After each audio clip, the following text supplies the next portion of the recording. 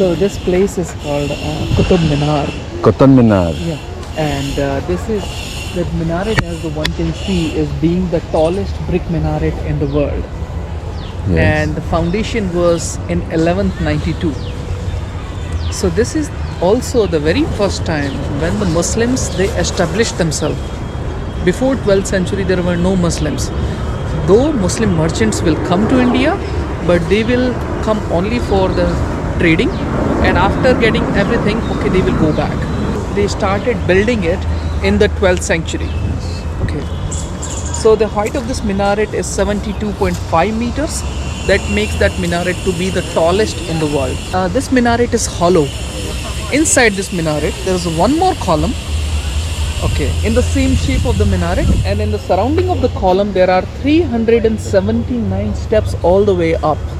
Okay. But due to security and due to preserving this monument, okay, it is not allowed to go up. Okay. So it is to say the first level was completed by the founder of this place himself, Qutubuddin Aibak. He was originally a slave guy. So what happened in 1192 is one of the invader, his name was Mahmud of Gur. Gur is the place in Afghanistan. And when they were living in Afghanistan, they always saw that there were many caravans which were crossing their area, and they were loaded with all the valuables. And as these invaders, they were looting those caravans, they said, why not we attack and go and collect everything right from the place. So that was the very reason they started to establish themselves, and that is, we are talking about 12th century. That invader Mahmud of Gur, he was after looted everything, he went back to Afghanistan, but he left his governor. His name was Qutubuddin Aibak. And what an irony, that invader, he died in Afghanistan, and the slave guy, as a governor, he was left around here. He established himself, okay, he established himself to be the next sultan, and they started ruling from here back in 12th century. So this was the very first Islamic establishment, and they built this minaret as a victory tower. Wow. So 1192 we are talking about. Yes. Amazing. And the fourth level, as you can see, where you can see the white marble as well. So because of the lightning, the fourth level was destroyed. So again it was repaired, and one more level is at the top of it. So in the period of about in the period of about 200 years, by 3 different rulers, this whole minaret was completed. Later on in 14th century, another Afghan ruler, his name was Alauddin Khilji, he came in power, and he wanted to show that he can do better than this minaret.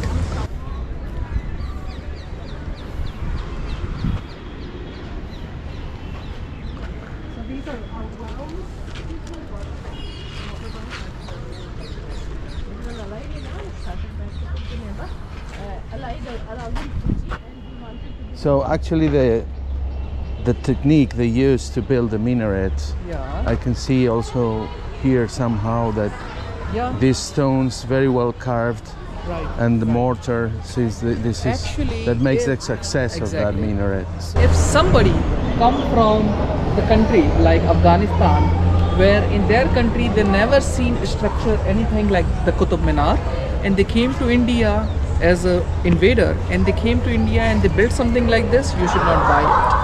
Okay. The structure like this was probably way before they came, but they manipulated and changed the history, and they made it look like a victory tower. Okay. Because if they really know how to build that, why they could not build the other one even after 100 years? And why didn't build something similar back Yeah. in their country in Yeah, Afghanistan? Exactly. So that is the very way, like the how, because the history is written in a way the victors want. Okay.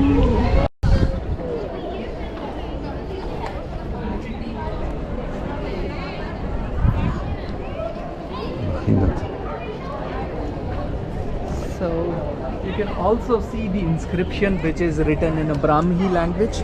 Brahmi is even older than Sanskrit language, and Sanskrit is considered as the mother of all Indo-Germanic languages. Okay. So now it is a dead language, but that is the prayer, okay, for Lord Vishnu. Okay. And It is 77.2 meters. Okay, is the size of the this pillar, and it's 2.5 meters underground. And still, it is a mystery. It's the finest example of the metallurgy. It is called the iron pillar. Iron pillar. Yeah. Now Beautiful. we will walk through these pillars, and you will come to see how intricate is the carving. I told you about the 7 historical cities. So this was right from 7th century until 12th century, ruled by the Hindu kings, and the name of the dynasty was Chauhans and Tomars. Okay, so this was the entire city area was on this surrounding area. But after this area was captured by the invaders, they completely demolished the area. Okay, they built a mosque, and after their rule, after the slave dynasty, there is a Khiljis came in power, and they chosen the new place for their capital. So that is a very way, all the way from 12th century until 17th century, 7 cities were built, and all those 7 cities were built by the different rulers from the different dynasty. It was followed by Kilarai Pithora, which was the very first city. Okay, and the last city is today's Old Delhi, which is towards the north of the city, and built back in 17th century by the same guy who also built Taj Mahal. Yeah. Here we are in the north part.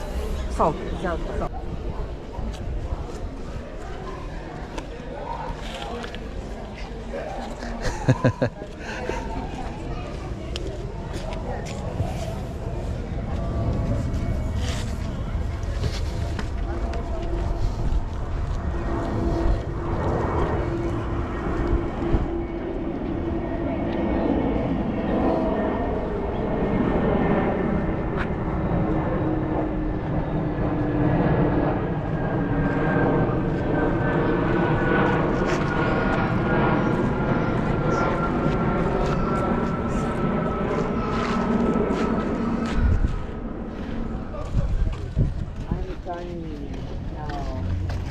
And my passport is kind of hard. I have to get.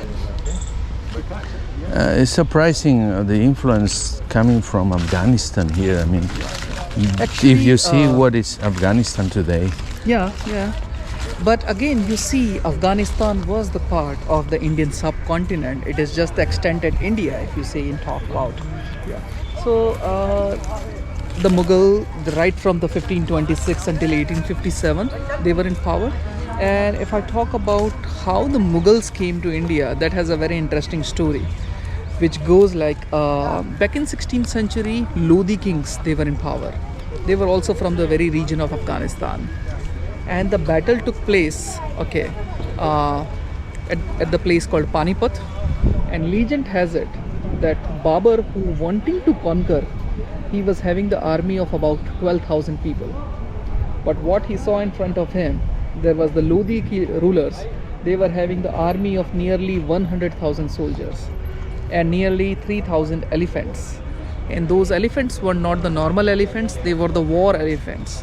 That means that those elephants were trained in such a way that in their trunk they could hold the sword and they could hit the enemies. And before the battle, they would be given opium or the alcohol, so they will get crazy at the battlefield. Wow. Okay. amazing. So Babur, who wanting to conquer, he realized that he would not make it. Okay, but suddenly he got the idea when he saw that in the surrounding grounds at the near the battlefield, there were a lot of dried grass were there. So he asked his soldiers to collect the dried grass and make straw balls. So they collected the dry grass, they made those straw balls. And also it is to say that Babur asked his soldiers to bring the cattle from the neighboring villages. So they brought hundreds of cattle like cows, sheep, goats, okay, buffaloes and all that at the battlefield. And the idea was to tie all these straw balls on the tail of these animals. And imagine at the battlefield, one side there is such a large army of 100,000 people and so many of elephants. Babur asks his soldiers to push all these cattle towards the elephants. And by the time when these cattle and these elephants they were together, Babur asked also his soldiers to burn those straw balls. And because of the fire at the back, these cattle they started running here and there, and the elephants, they got scared because of the fire. So instead of moving further, they went back and they crushed their own army. Oh, such intelligence. So that is the strategy they used, and they could like it was the very first time they used gunpowder, or he used cannon also.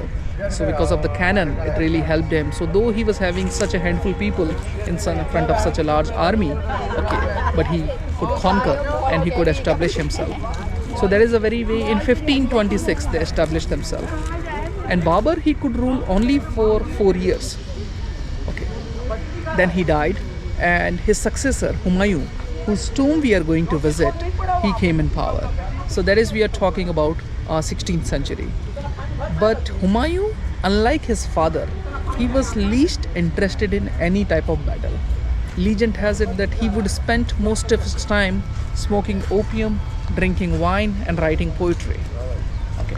So Humayun was dethroned during his life's entire ruling period for nearly 20 years. And for the 20 years, he spent his life as a nomad. But since he was married to a Persian princess, her name was Hamida Banu Begum. Okay. The in-laws of Humayun helped him to regain the throne. Okay. But again, he could rule only for a little time, and then Humayun died. So it's hardly a kilometer far from here. There is a place called Purana Killa, Old Fort. And legend has it that one day, okay, in the evening time, he was coming downstairs from his own library, okay, because he would write the poetry and all. So, and he was very keen learner of astrology also, okay. So he would, it is to say that he would bow himself always whenever he listened the name of Allah. So one day he was coming downstairs, but suddenly he heard the sound of azan, the prayer for the Muslims. Okay, and as a mark of respect, he was bowing himself, but mistakenly in those stairs, he put his feet on the rope, and he lost his balance. He fallen down and died. And it was a shame for the emperor that how he could die so easily. And that is the very reason that another poet have wrote about Humayun, that throughout his life Humayun was not stable because he could not rule, and while he died he was unstable too. She was the second official wife of Humayun, and she commissioned this building. This was completed in 1572, which took about 7 years to complete, and that time it has cost about 1.5 million rupees. That was also the time in 15 rupees you could buy 10 gram of gold. 10 gram of what? Gold. Ah, okay.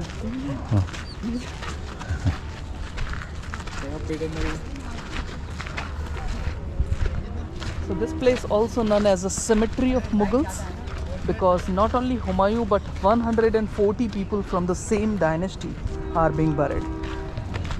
And here, as you can see, this entire area is covered with the surrounded by the beautiful gardens. So according to Quran, okay, there are 4 rivers of paradise: the river of milk, honey, water, and wine. Here they have not only built just a tomb, but literally a paradise on earth, and there are 4 rivers of paradise also. So the word paradise is actually coming from the Persian word called paradias, which means any place which has lot of greenery, surrounded by the wall, birds are chirping, water is flowing, is paradise. And here, okay, these canals everywhere you can see are representing the 4 rivers of the paradise. Okay, so they just try to create that fantasy into reality by creating something, okay, a tomb. So the idea is the person is not only just at the tomb is being buried, but literally at a paradise.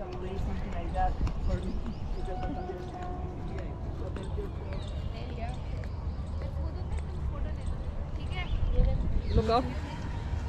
Okay.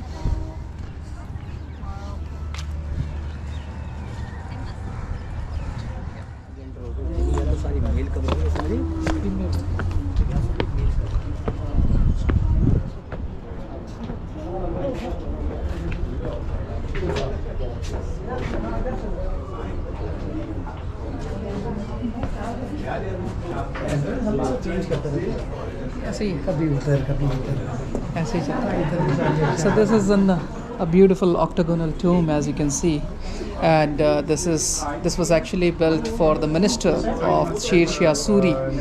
Suri was the ruler who came in power when Humayun was dethroned. Okay. So this building is actually 20 years older than the Humayun's tomb. That structure is a mosque. Okay, and this is the tomb. And again, the idea is of the paradise. So as you can see, it is surrounded by these gardens. I see.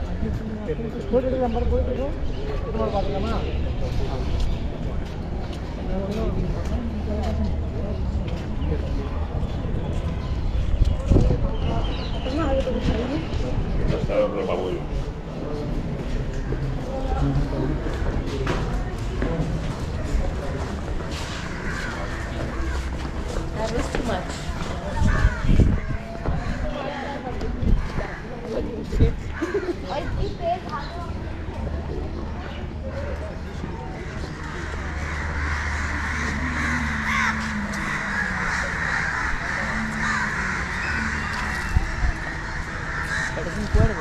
See. It says Arab Sarai. Arab Sarai, yeah. So Sarai means rest house, and since those were the Arab merchants, they came here and they were looking for a safer place Yes. for their goods. So this was the Sarai for them. And probably that era's glamping. Yes. So they arrive here on horses or camels. Horses, camels, and it is to say that it will take them somewhere between 3 to 6 months, depending on number of cities they will be staying. Because once they will be on their expedition, okay, once they are on their route, they will not only be just going from one place to the other, but they would find a secure place from one city to another, and due to security reasons, they will travel only during the daytime. Okay. Yes. From the Middle East, Yeah. actually. Yeah, From Middle East, yeah. places like Iraq or Syria. Jewish symbol, but it's not. It's not. It is the symbol of you will find in Hinduism as well as in Islam as well. But in the center here, you see the lotus shape of the symbol also. Okay. So Got it it. is the symbol of creation. Creation symbol.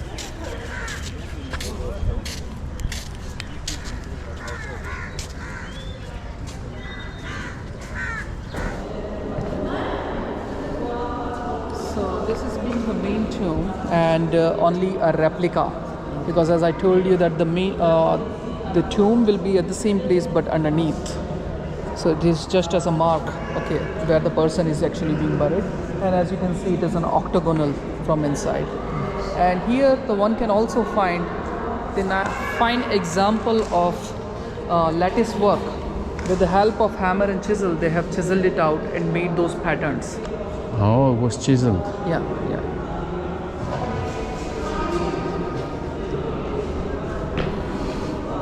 So this is not only one stone, but multiple stones are placed in such a way. So from down, okay, all the way up here, there is a one stone block. It is just one giant, okay, and everything is chiseled out. Wow. A lot of work. A lot of work, Yeah. because And it this is done very on- hard. It is done on a marble, which is even tougher. Yes. It could break, the whole thing has to be very carefully done. Exactly.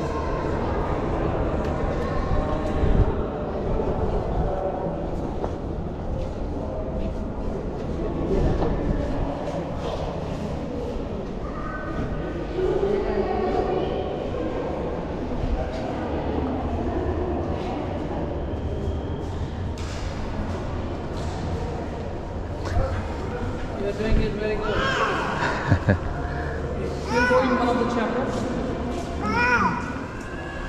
So we were earlier in that chamber, and you could see from that window to that side on the other, and from here again you see from that window to this window, and from this window to that window on the other side, all the way down. So all these 4 rooms are connected in such a way, and you can actually feel that ventilation and the coolness. Okay. So that is their understanding and how they maintain the symmetry. And how about this window there? Okay, that is what they call lattice work. Okay, with the help of hammer and chisel, they have chiseled it out. Okay.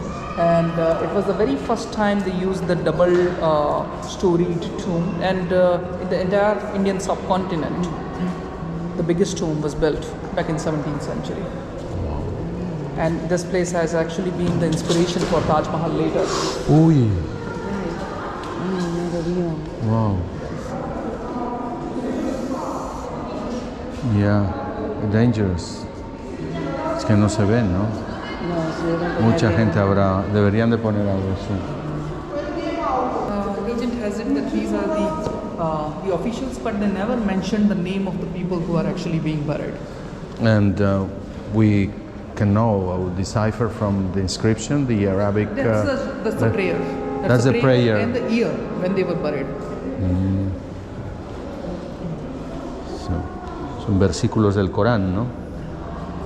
Ya sabes que ellos no podían representar imágenes. They couldn't represent pictures, so just the words from the Quran. Eso en español se llaman mocárabes. Esas cositas es muy. That's very Islamic art. It is. This It is actually called the center medallion, and to maintain the symmetry. Okay, and always the floral patterns are placed in such a way, okay, that it gives the pattern. And legend has it that the inner part was also colorfully painted back in the time, but in the course of time it's lost its charm, and this place was also left abandoned for a really long time. And here again you see the fine example of the stone, okay, the zigzag patterns. So this is the white marble and the sandstone. Even the floor.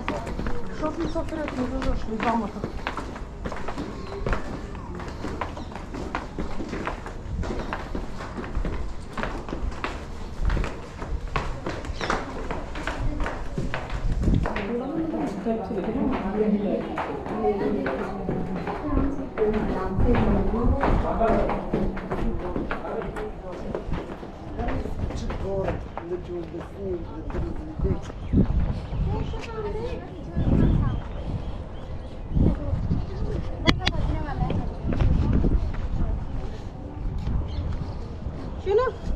قرب